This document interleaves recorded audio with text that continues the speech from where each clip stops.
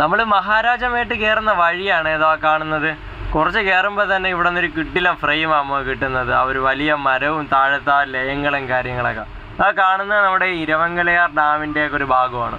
നമ്മൾ അവിടെ നിന്ന് വീണ്ടും കുറച്ചുകൂടെ നടന്ന് മഹാരാജമേട്ടിൽ കയറാൻ ഒത്തിരി നടക്കാനൊന്നുമില്ല കേട്ടോ. നമുക്ക് റോട്ടിൽ നിന്ന് തന്നെ കുറച്ച് കയറുമ്പോൾ തന്നെ കാണാം.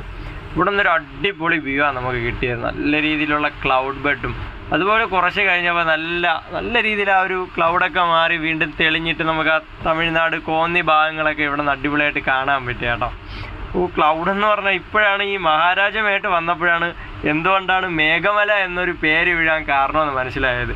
കാരണം മേഘങ്ങൾ നിൽക്കും പോലെയാണ് നമ്മുടെ മഹാരാജമേട്ടിൽ കോട ഇറങ്ങി കിടക്കുന്നത്. അങ്ങനെ കോടയുടെ ഭംഗിയൊക്കെ ആസ്വദിച്ച് നമ്മൾ ഒരുപാട് നേരം അവിടെ നിന്ന് കേട്ടോ. നമ്മൾ വന്ന സമയത്ത് അവിടെ വേറെ ആൾക്കാരൊന്നും ഇല്ലായിരുന്നു കയറ്റി വിടാനായിട്ട്.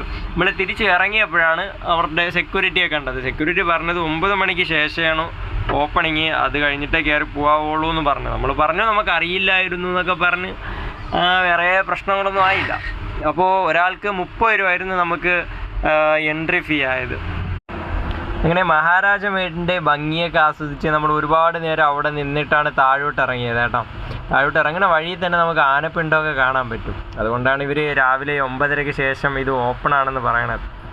താഴെ തന്നെ നമുക്ക് ചെറിയൊരു ചായക്കടയും കാണാം. ചായക്കടയെന്ന് പറയുമ്പോൾ നല്ല ചുക്ക് കാപ്പിയും അതുപോലെ തന്നെ ബ്രെഡ് ഓംപ്ലേറ്റും കാര്യങ്ങളൊക്കെ കിട്ടുന്ന തിരക്ക് കണ്ടില്ലേ. ഇവിടെ നിന്ന് ഒരു ചുക്ക് കാപ്പിയെ കുടിച്ചിട്ട് നമ്മൾ വീണ്ടും യാത്ര തുടരുകയാണ്. നമ്മളിനി നേരെ ഹൈവേ ബീച്ച്